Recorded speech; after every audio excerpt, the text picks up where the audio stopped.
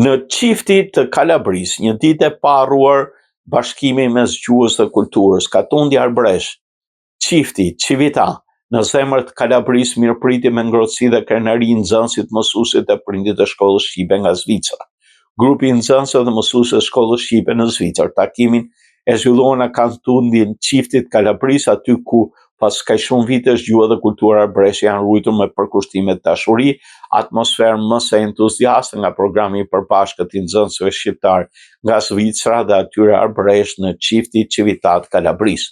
Takimi filloi në ambientet e shkollës fillore të qiftit, ku 25 nxënës arbresh dhe bashkëmoshatarët e tyre shqiptar nga Zvicra, shoqëruar nga mësuesit, organizuan një program përbashkët festi. Programi u hap me intonimin e himneve kombëtare të Italisë së Shqipërisë dhe vazhdoi me recitime, këngë e valle të mbushura me emocione të thella. Salla ku u mbajt aktiviteti i zbukuruar me flamuj kombëtar mbi shkrimë shqipe arbërisht, si dhe vizatime që pasqyronin krenari rrënjët komunitare shqiptare të këtij komuniteti. Nxënësit performuan këngë e valle me motive shqiptare dhe arbëreshe, ndërsa vargjet për Skënderbeun nga nxënësit Gent Borina, kënga e kënduar për Skënderbeun nga nxënëset Tana Elina Limoni, sollën emocionet veçanta. Në fund programit, Valli Arbresha dhe ajo pavarësisë Kosovës i dhanë një ngjyrë të veçantë kësaj mbrëmje të paharrueshme.